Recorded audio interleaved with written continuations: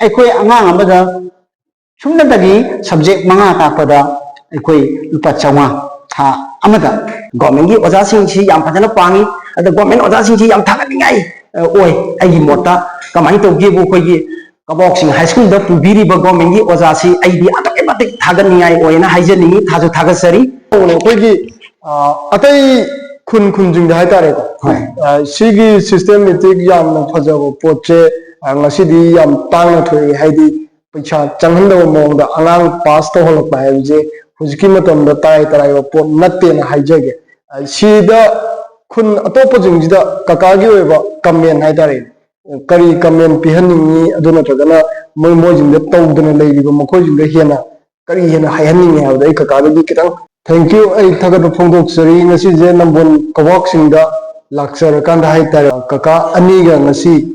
ꯃꯐꯝꯁꯤꯗ ꯍꯥꯏꯇꯥꯔꯦ ꯑꯩꯈꯣꯏꯒꯤ ꯂꯥꯏꯔꯤꯛ ꯂꯥꯏꯁꯨ ꯇꯝꯕꯒꯤ ꯃꯇꯥꯡꯗ ꯍꯥꯏꯗꯤ ꯉꯁꯤꯐꯥꯎ ꯆꯥꯎꯈꯠꯂꯛꯄꯒꯤ ꯐꯔꯛꯄꯒꯤ ꯑꯁꯤꯅꯆꯤꯡꯕꯁꯤꯡ ꯔꯦꯁꯄꯣꯟꯁꯤꯕꯤꯂꯤꯇꯤ ꯌꯥꯝ ꯆꯥꯎꯅ ꯂꯧꯕꯤꯔꯝꯕ ꯑꯍꯜ ꯑꯅꯤꯈꯛꯅꯤ ꯃꯈꯣꯏꯗꯒꯤ ꯀꯩ ꯀꯃꯥꯏꯅ ꯇꯧꯕꯅꯣ ꯍꯥꯏꯕꯗꯨ ꯈꯪꯅꯕꯒꯤꯗꯃꯛꯇ ꯑꯩ ꯇꯥꯟꯖꯥꯗꯣ ꯂꯧꯖꯒꯦ ꯈ꯭ꯋꯥꯏꯗꯒꯤ ꯃꯔꯨꯑꯣꯏꯕ ꯄꯣꯠꯇꯤ ꯍꯟꯗꯛ ꯀ꯭ꯂꯥꯁ 10ꯒꯤ ꯃꯦꯇ꯭ꯔꯤꯛꯇ ꯃꯇꯧ ꯀꯃꯥꯏꯅ ꯑꯉꯥꯡꯁꯤꯡꯁꯦ ꯂꯣꯏꯅꯔꯀꯥꯟꯗ ꯄꯥꯁ ꯇꯧꯕꯤꯒꯦ ꯍꯥꯏꯕꯗꯨ ꯄꯩꯁꯥ ꯆꯪꯍꯟꯗꯕ ꯃꯑꯣꯡꯗ ꯃꯇꯧ ꯀꯃꯥꯏꯅ ꯄꯥꯁ ꯇꯧꯕꯤꯒꯦ ꯍꯥꯏꯕꯗꯨꯒꯤ ꯃꯇꯥꯡꯗ ꯈꯪꯅꯕꯒꯤꯗꯃꯛꯇ ꯉꯁꯤ ꯂꯥꯛꯆꯕꯅꯤ ꯑꯩ ꯖꯦꯡꯕꯤꯕ ꯕ꯭ꯌꯨꯔꯣ ꯈꯨꯗꯤꯡꯃꯛꯄꯨ ꯊꯥꯒꯠꯄ ꯐꯣꯡꯗꯣꯛꯆꯔꯤ ꯑꯩ ꯀꯀꯥ ꯑꯅꯤꯕꯨ ꯏꯀꯥꯏ ꯈꯨꯝꯅꯕ ꯎꯠꯆꯔꯤ ꯑꯍꯥꯟꯕꯗ ꯀꯀꯥ ꯑꯅꯤꯕꯨ ꯑꯩ ꯈꯣꯏꯔꯝꯖꯔꯤ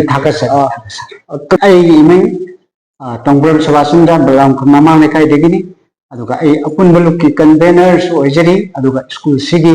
SMCꯒꯤ ꯀꯟꯚꯦꯅꯔꯁꯨ ꯑꯣꯏꯖꯔꯤ ꯊꯦꯡꯛ ꯌꯨ ꯑꯩ ꯁꯨꯅꯤꯜ ꯀꯧꯏ ꯑꯩꯈꯣꯏ ꯑꯄꯨꯟꯕ ꯂꯨꯞꯅ ꯀꯕꯣꯛꯁꯤꯒꯤ ꯑꯀꯣꯏꯕꯗ ꯂꯩꯔꯤꯕ ꯁ꯭ꯀꯨꯜꯁꯤꯡꯁꯤ ꯌꯦꯡꯁꯤꯟꯖꯕꯒꯤ ꯊꯕꯛ ꯊꯧꯔꯝ ꯇꯧꯖꯔꯤ ꯑꯗꯨꯒ ꯑꯩ ꯏꯁꯥꯃꯛ ꯂꯋꯥꯔ ꯄ꯭ꯔꯥꯏꯃꯥꯔꯤ ꯁ꯭ꯀꯨꯜꯒꯤ ꯍꯧꯖꯤꯛ ꯀꯟꯚꯦꯅꯔ ꯑꯣꯏꯔꯤ ꯃꯦꯟ ꯑꯣꯏꯅ ꯂꯥꯛꯆꯅꯤꯡꯕꯁꯦ ꯉꯁꯤ ꯁ꯭ꯀꯨꯜꯁꯤꯗ ꯍꯥꯏꯇꯥꯔꯦꯅꯦ ꯍꯟꯗꯛꯀꯤ ꯈ꯭ꯋꯥꯏꯗꯒꯤ ꯃꯔꯨꯑꯣꯏꯕ ꯑꯉꯥꯡꯒꯤ ꯃꯔꯥꯏꯕꯛ ꯂꯦꯞꯄ ꯍꯥꯏꯇꯥꯔꯦꯀꯣ ꯑꯉꯥꯡꯒꯤ ꯃꯔꯥꯏꯕꯛ ꯂꯦꯞꯄ ꯀ꯭ꯂꯥꯁ 10 ꯃꯦꯇ꯭ꯔꯤꯛ ꯊꯥꯕꯁꯤꯗ ꯑꯩꯈꯣꯏꯒꯤ ꯁ꯭ꯀꯨꯜꯁꯤꯅ ꯀꯃꯥꯏꯅ ꯔꯟ ꯇꯧꯕꯤ ꯑꯗꯨꯒ ꯑꯉꯥꯡ ꯀꯌꯥꯝ ꯄꯩꯁꯥ ꯑꯝꯇ ꯆꯪꯍꯟꯗꯕ ꯃꯑꯣꯡꯗ ꯑꯉꯥꯡꯁꯤꯡꯁꯦ ꯃꯇꯧ ꯀꯔꯝꯅ ꯄꯥꯁ ꯇꯧꯍꯟꯒꯦ ꯍꯥꯏꯕꯗꯨ ꯑꯩ ꯀꯀꯥꯅꯤꯗꯒꯤ ꯈꯤꯇꯪ ꯈꯪꯖꯅꯤꯡꯕ ꯍꯥꯏꯇꯥꯔꯦ ꯊꯦꯡꯛ ꯌꯨ ꯊꯥꯒꯠꯆꯔꯤ ꯑꯩ ꯃꯗꯨꯒꯤ ꯌꯥꯝꯅ ꯁꯥꯡꯕ ꯅꯠꯇꯕ ꯇꯦꯜꯂꯛꯄꯗ ꯋꯥꯐꯝ ꯈꯔꯗꯪ ꯊꯝꯖꯒꯦ ꯃꯗꯨꯗꯤ ꯑꯩꯈꯣꯏ 2021ꯒꯤ ꯅꯕꯦꯝꯕꯔꯁꯤꯗ ꯂꯩꯀꯥꯏ 5 ꯍꯥꯏꯇꯥꯔꯦ ꯕꯂꯥꯝ ꯈꯨꯜ ꯃꯅꯤꯡ ꯀꯋꯥꯛꯖꯤ ꯈꯨꯅꯧ ꯀꯋꯥꯛꯆꯤꯡ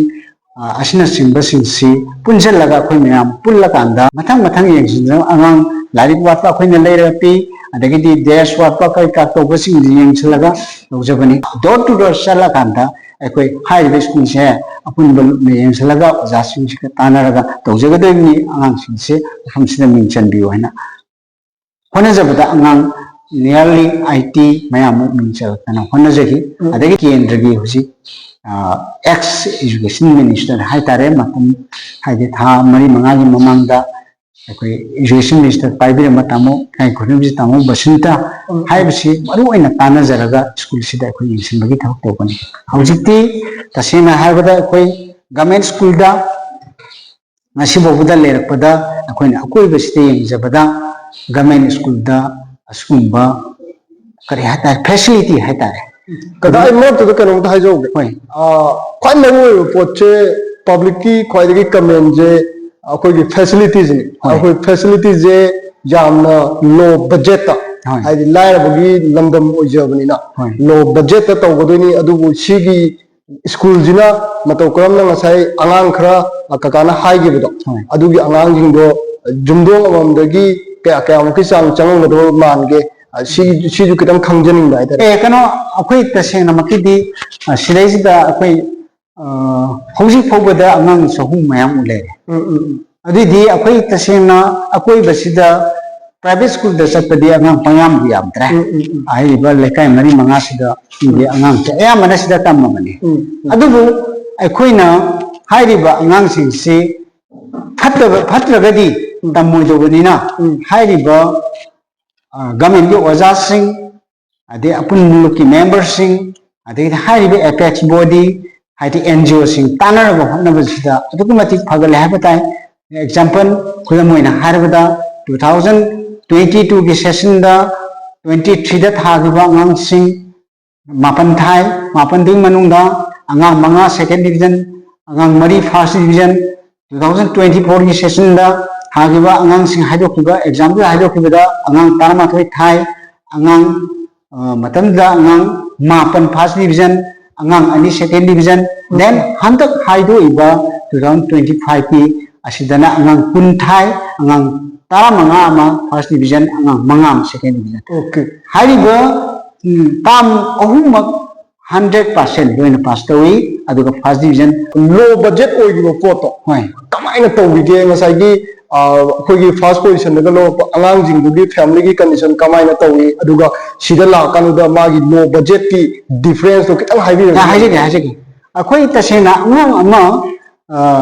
mafam sida tamiba angang ama even hauji thangang amada tha amada lupa lesing ani changa khak thira kanda akhoi mafam sida boarding hang aduga akhoi normal time da akhoi normal time da oja sing government gi oja sing amadi akhoi oja ahum hapchan jaibo aduga oja ama akhoi government gi oja sing na tolop khai rapi oja hairiba awatpa asina akhoi na happy adu masi pun makini phansi raji la khe bul lekai dekai da de minister gi site gi hairiba thol ki asina sing ba ma passing mention laga apun bul sin hona jab sumaina maintain tawi samlap na hairabada ngang amada sumna dagi subject manga ta pada akhoi lupa chawa tha amada lupa chawa si akhoi karigum balem targa di khudumaina lupa chawa se thia kanda akhoi tha taru takpa asina singba mayam ama to bisna maram waraga akhoi laikai sidagi puthokadaba puthokhiba paisa singdo hairiba school sida tamagadi hairiba income haigada akhoi gi economy hatare ko economy gi si amna kare hatare set to hatare kakala ju simaina phongdo piri aduga aina kaka da mula chani ja kakala ma sai habi gi da yamna point ko oi bkhra jawgi akhoi gi apun ba lupcha thomi ke ana sabano aduga magi thogwai haitare kitang haibi ga yam ngai ji kana hadi apun ba lup ki ju responsibility jawdu ngasi handaki class 10 gi yam akhanaba exam jida pass to hogi history du ai kagana thambi gi bine ai kagada lakcha mayam prong ku kromjari akhoi apun ba lup ki member si aduki mati yami ahan ba haugalakpada adubu hujikti sincerely kathoga silisi ai yamba convener leire aduga ai ibai daru ai tada momsa ai yamba tadines adagi ai inau ranbir aduga ai gi khwaidagi ahal oina senior oina apun buluki thau pubiriba ai ibai sanabam ramesor sina akhoi apun buluki president oina pubni asa ai yamba Subhasandra na haibada si thau bau khak ai lekhatsage akhoi school si phagana bo honabada apun baluki thauning singi isa sing atopa school da tamambadu hana loina lawdhara kanda school sida admission tawbani adu tawraba matungda aikoina door to door sala kanda organize tawbani angang singche khombani akoi family na angang ani pokpa ahum pokpa school sida loina adum tamhanba lakre adudagi aikoi thabuk si hona ba horopani aduga government gi oja singsi apun baluka yam taina tawrakanda yam si chanana akhoi apun balupsi school sida sanghal lakna bagi ayaba moina pidi bedi sanghal akanda moiga wari punama pupna tanara kanda ngasi gi apun balupi thabuk thorom si khoi hawkiban ada mating su government gi oja sing si yam phajana pangi ada government oja sing si yam thaganingai oi ai mota kamai to gi bu khoi gi kabok sing high school da pubiri ba government gi oja si ai di atake batik thaganingai oina haijani thaju thagasari manipur gi atai tai school sing da oiba sing di ai chatlaga yengjan dare khangjadre Kaboksing High School da puriba government gi oja sing sidi moi na taiba subject sing du syllabus loi da yawbudu mayum da ko rakanda takpi ba oja phawu yawi for example ngasi ekoi angang taru math ki ekoi letter sati ekoi math ki oja si sabal kai dagi ekoi oja ikai khunajari ba ekoi oja ojit masa mangna magi asangba matam da la akanda math ki subject si extra class low adugi sumatakta ekoi apun balukna hapsan jariba locality gi oja ahum hapsan basida ekoi iyamba tadaro samani amadi ai inau binit aduga akoi angang rhymes ki tang na ba ide mami pi misa wa akoi ahum je hapsan jagani hariba inau binit china school sida leira kanda 24 hour boarding gi sumana warden oina adum lei oja sudum oi ꯑꯗꯨꯒ ꯕꯤꯅꯤꯠ ꯍꯥꯏꯔꯤꯕ ꯑꯣꯖꯥꯁꯤꯅ all subject ꯑꯉꯥꯡꯁꯤꯡꯁꯤ ꯀꯗꯥꯏꯗ ꯆꯤꯊꯍꯧꯕꯒꯦ ꯍꯥꯏꯕꯗꯨ ꯃꯥꯅ ꯆꯪꯉꯒ ꯐꯨꯀꯠꯂꯒ ꯃꯦꯟꯈꯠꯄꯤꯔꯒ ꯇꯥꯛꯄꯤꯕꯅꯤ ꯁꯨꯃꯥꯏꯅ ꯇꯧꯕꯗꯒꯤ ꯀꯀꯥꯅ ꯍꯥꯏꯕꯤꯕ ꯄꯣꯠꯁꯦ ꯑꯄꯨꯟꯕ ꯂꯨꯞꯀꯤ ꯔꯦꯁꯄꯣꯟꯁꯤꯕꯤꯂꯤꯇꯤꯅꯦ ꯑꯗꯒꯤ ꯑꯣꯖꯥꯁꯤꯡꯒꯤ ꯔꯦꯁꯄꯣꯟꯁꯤꯕꯤꯂꯤꯇꯤꯅꯦ ꯇꯧꯕꯗꯨꯅ ꯉꯁꯤ ꯀꯋꯥꯛꯁꯤꯡꯒꯤ ꯈꯨꯡꯒꯪꯁꯤꯗ ꯍꯥꯏꯇꯥꯔꯦ ꯌꯥꯝꯅ ꯂꯣ ꯕꯖꯦꯠ ꯑꯣꯏꯕ ꯄꯣꯠꯇ ꯍꯥꯏꯗꯤ ꯀꯀꯥ ꯍꯣꯏꯁꯨ ꯌꯨꯝ ꯄꯨꯔꯤꯕ ꯑꯃꯈꯛ ꯑꯣꯏꯕꯅꯤꯅ ꯑꯗꯨ ꯍꯨꯟꯗꯣꯛꯑꯝꯃꯀꯥꯟꯗ ꯍꯥꯏꯗꯤ ꯈꯨꯟꯖꯥꯁꯤꯒꯤ ꯏꯆꯥ ꯏꯅꯥꯎ ꯏꯁꯨꯁꯤꯡꯁꯤ ꯐꯖ ꯌꯥꯗꯦ ꯃꯀꯣꯛ ꯊꯣꯡꯗꯕ ꯌꯥꯗꯦ ꯍꯥꯏꯕꯗꯨꯒꯤ ꯔꯦꯁꯄꯣꯟꯁꯤꯕꯤꯂꯤꯇꯤꯗꯨ ꯆꯠꯄꯗ ꯉꯁꯤꯗꯤ ꯃꯥꯏ ꯄꯥꯛꯄꯒꯤ ꯋꯥꯍꯩꯗꯨꯅꯤ ꯉꯁꯤ ꯀꯀꯥꯅ ꯊꯝꯕꯤꯔꯤꯕ ꯄꯣꯠꯁꯦ ꯀꯀꯥꯕꯨ ꯊꯥꯒꯠꯄ ꯐꯣꯡꯗꯣꯛꯆꯔꯤ ꯑꯩ ꯀꯀꯥꯗ ꯑꯃꯨꯛ ꯂꯥꯛꯆꯒꯦ ꯀꯀꯥ ꯈ꯭ꯋꯥꯏꯗꯒꯤ ꯃꯔꯨꯑꯣꯏꯅ ꯀꯀꯥꯅ ꯉꯁꯥꯏ ꯍꯥꯏꯕꯤꯈꯤꯕ ꯄꯣꯠꯇꯣ ꯑꯩꯈꯣꯏꯒꯤ ꯃꯤꯡ ꯑꯣꯏꯅ ꯄꯟꯖꯔꯕꯗ ꯑꯩꯈꯣꯏꯒꯤ ꯏꯄꯨ ꯑꯦꯛꯁ ꯑꯩꯈꯣꯏ ꯏꯗꯨꯀꯦꯁꯟ ꯃꯤꯅꯤꯁꯇꯔ ꯑꯩꯈꯣꯏ ꯏꯄꯨ ꯕꯆꯟꯇ ꯀꯣ ꯃꯍꯥꯛꯅꯁꯨ ꯑꯩꯈꯣꯏꯒꯤ ꯁ꯭ꯀꯨꯜꯁꯤꯒꯤꯗꯃꯛꯇ ꯀꯩ ꯔꯦꯁꯄꯣꯟꯁꯤꯕꯤꯂꯤꯇꯤ ꯂꯧꯔꯝꯒꯦ ꯑꯗꯨꯒ ꯈꯔ ꯃꯈꯩꯗꯤ ꯑꯩꯅ ꯎꯖꯩ ꯍꯥꯏꯗꯤ ꯀꯦꯃꯦꯔꯥꯒꯤ ꯁꯦꯠꯑꯞ ꯀꯩꯀꯥ ꯇꯧꯈꯤꯕ ꯈꯣꯠꯈꯤꯕ ꯀꯩꯀꯥ ꯌꯥꯝꯅ ꯔꯦꯁꯄꯣꯟꯁꯤꯕꯤꯂꯤꯇꯤ ꯌꯥꯝ ꯆꯥꯎꯅ ꯂꯧꯕꯤꯔꯝꯃꯦꯅ ꯍꯥꯏꯌꯦ ꯁꯤꯁꯨ ꯁꯤꯒꯤ ꯀꯩꯅꯣ ꯍꯥꯏꯇꯥꯔꯦ ꯈꯤꯇꯪ ꯊꯝꯖꯅꯤꯡꯕ ꯍꯥꯏꯇꯥꯔꯦ ꯍꯥꯏꯗꯤ ꯑꯩꯈꯣꯏꯒꯤ ꯁ꯭ꯀꯨꯜ ꯑꯃꯗ ꯀꯦꯃꯦꯔꯥ ꯁꯦꯠꯑꯞ ꯇꯧꯕ ꯍꯥꯏꯕꯁꯤ ꯈ꯭ꯋꯥꯏꯗꯒꯤ ꯕꯦꯁ ꯋꯦꯅꯤ ꯍꯧꯖꯤꯛꯀꯤ ꯃꯇꯝꯗ ꯍꯥꯏꯗꯤ ꯐꯠꯇꯕꯁꯤꯡꯗꯣ ꯐꯔꯛꯅꯕꯒꯤꯗꯃꯛꯇ ꯄꯨꯔꯛꯄꯗ ꯃꯥꯅ ꯑꯆꯧꯕ ꯃꯃꯥꯏ ꯑꯃꯈꯛ ꯆꯨꯝꯃꯤꯕꯅꯤ ꯑꯗꯨꯅ ꯁꯤꯗꯁꯨ ꯃꯇꯦꯡ ꯌꯥꯝ ꯆꯥꯎꯅ ꯄꯥꯡꯉꯝꯃꯦ ꯍꯥꯏꯕꯒꯤ ꯁꯨꯝ ꯇꯥꯖꯒꯤ ꯁꯤꯅ ꯀꯃꯥꯏꯅ ꯇꯧꯕꯅꯣ ꯀꯦꯃꯦꯔꯥ ꯈꯛ ꯅꯠꯇꯅ ꯀꯦꯃꯦꯔꯥ ꯈꯛ ꯅꯠꯇꯅ तसेंना कैमरा से पाना भाना 90,000 संगी तमो बसंत की साइट की 50-60,000 मखोद मतें पांगी इवन अखोई इलेक्ट्रिक फिटिंग सी अखोई अपुन बलुपना तौजबनी अदुबु सिगी पैसा से हारुबदा तमोना अखोई 50,000 मतें पांगी अदेंगी इवन टॉयलेट की अखोई सिंटेक्स लेबा खोपदुदा अखोई 27,000 मा मतें पांगी अदे अदु खक्ता नतना अखोई मचेत मयादा खुदमैना हारबदा अखोई खुदमैना आंगांसिंगी बोर्डिंग हांगे हांगबसिदा अखोई बेड 50 मा पिरे मुंपा 50 मा पिरे अदु नतबदा अखोई इवन अखोइना हापसनजरिबो ओजादा अखोइदा पैसा पीबा ngमक्तबा मतमदा तामोदा चलगा नियो तामो अदुम पिबिरे स्माय तौदना तसेंना मदु मसी हाइबसिंगसे तसेंना सेंद ओंथोगा पाउ तारगदी फने यामना मने खले अदुना हाइरिबा एजुकेशन मिनिस्टर सिना हुकुमन स्कूल सिदा येंबिदि बसिदि तसेंना हाबे इसोरना थारकुमनि हाइना अखोइ लौजे अदुना तसेंना हुकुमन स्कूलना नसी असुकी मतिक डेभलप लाइबसी मिनिस्टर की साइड थौलुक की साइड तसेंना मकिदि हाइरिबा कंडीशन जिंगसे इसोरना हदकी मतंग सिदि कोनमा स्कूल से फंदबे यादी है ना थारकुल चामना ग्रे कका am फजो पोइंटनी अदु कका आइना मरतु कनो गता हाइजनिंग जे सिमाइना मतेंग पांगबिरे अखोगी मिनिस्टर की साइड तगिजु मतेंग पांगबिरे पुजिगी मरक सिदा हाइतार हंदक की क्लास 10 की एग्जाम जिदा अंगांग खरा अदि फास्ट तग सिमाइ जाव पुजे नहानगै वागिबा मयामदा अद कका अनी की थमोय हाइतार खुंजिगी इसा इशू जिंगी सिमाइनागा पास का तौरकबा हाइदि लो बजेट तग तौरगा अखोई पास का तौरकजिदा अखोइगी करी अदुदा फाव फीलिंग हाइजरा लो बजेट की दी ना बुंगो कमाय तो गेदा अखोइ से चाहि अमसी से बोर्डिंग खुदमैंदा अखोइना अक्टोबर नवंबर देगी बोर्डिंग थामेबो आइना पाबा गांदा अंगा अमदा 12,000 यामबदा लिसिंग 23 गुंबा संब्राइना खाते अखोइ मसेक मया खायरगा अदेगी लिसिंग 23 सिना अंगा मगिनी अदमाना होनजबसिदा तसेंना अस नुंगाइबगिदी इसासिंगसी तसेंना यामना नुंगाइजगरे गोइनु एमआर यस सगोइनु एमआर की यूथ चैनल सिदा आइना सेंगदोंनिंगबदी तसेंना हारबदा नसागी अखोइ तसेंना मतम सांगना स्कूल सिदा कथोप ngambadi natte अखोइ इशू युम कई मयामुना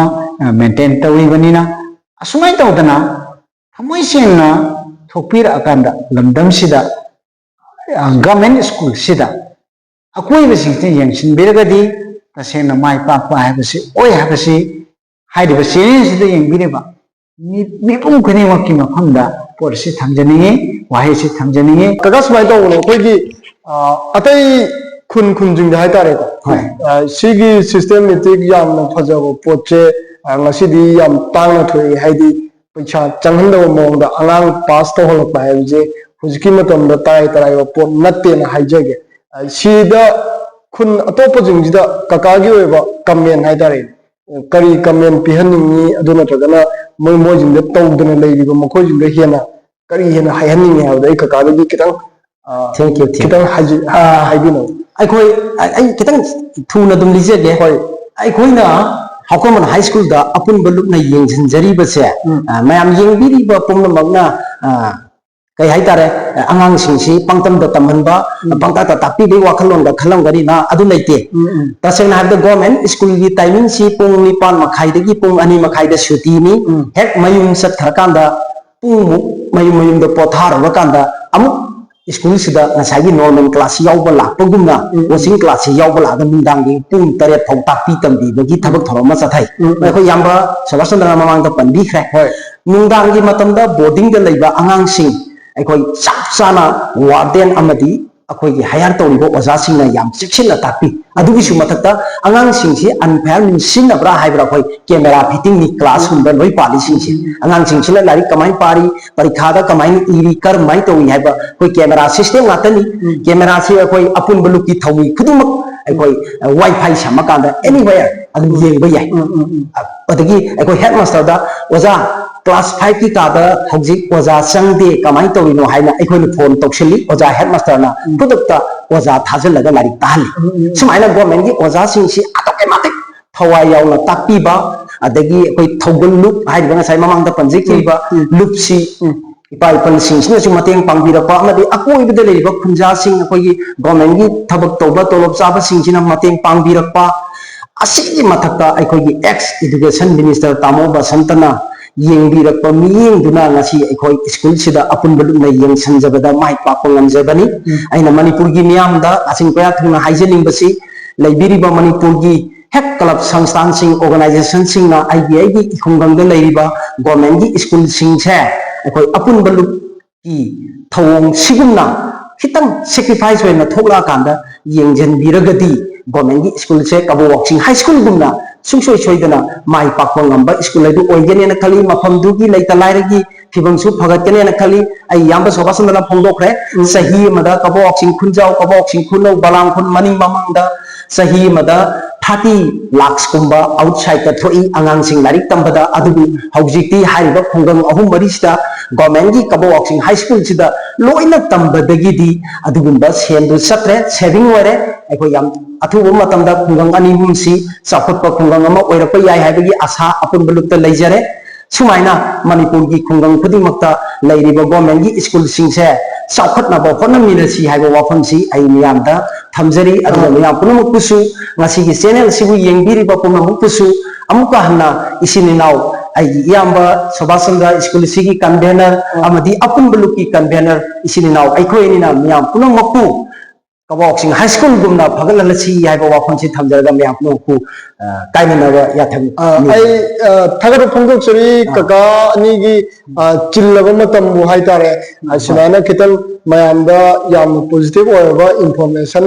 थम्बिरमबगिदमदा थगरो फोंदोक सरीना माइ पाकबा अफाबा चौकटबा जनरेशन अफा पुथोको ngamba ओइजनोना ai मपुगी मफमदु हाइजरी ai कका अनिमको अमुखना थगरो फोंदोक सरी थगस